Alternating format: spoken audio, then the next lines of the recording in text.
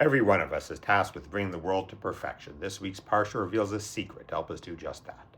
Parashah Bo marks the transition from slavery into freedom.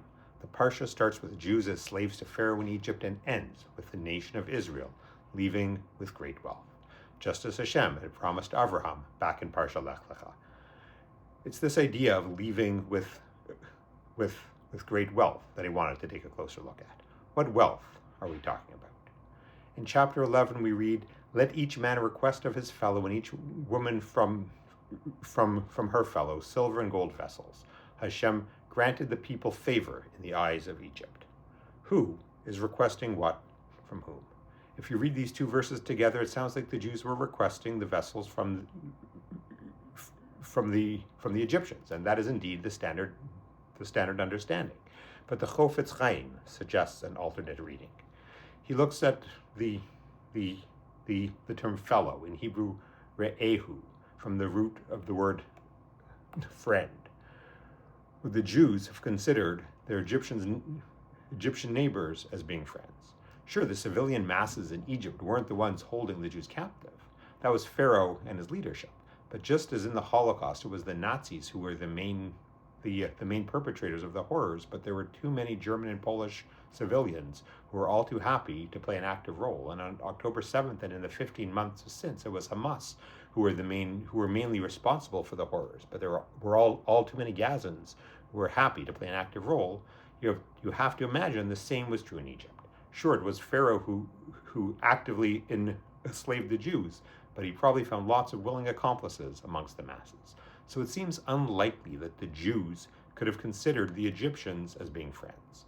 So, argues the Chofetz Chaim, that each man request of his fellow silver and gold vessels must have been talking about Jews requesting those items from other Jews. Why would they have done that? They were all slaves and all poor. How does borrowing gold and silver from your equally poor neighbor help anything? Says the Chofetz Chaim, because the Jewish people were about to become their own nation, and not just any nation, a holy nation. And such a nation has to be built on a foundation of chesed, of kindness. So before they leave Egypt, they needed to learn how to give tzedakah. Wonderful thought. But 1 minute, what about the promise to Avraham that they would leave with great wealth? Borrowing from each other doesn't generate new wealth. There's a famous story that might answer this. The story goes that a man approaches Baron Rothschild and asks him how much he's worth.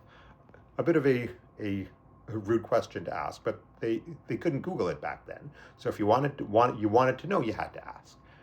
Baron Rothschild obliges the man and instructs his secretary to bring his ledger. He proceeds to read it off. "I donated to the building of this hospital and that one. I provided funds for this community in the land of Israel and that one. I helped this organization and that one." The man says, "Hold on 1 minute. I didn't ask you how much money you've given away.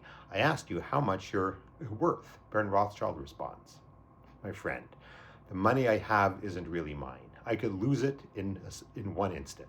The stock market could crash, I could get robbed, my buildings could all burn down. The accumulated wealth is all fleeting, but that which I have given away, that can never be taken away from me. The measure of your wealth is not what you have, but what you give." So by each Jew in Egypt giving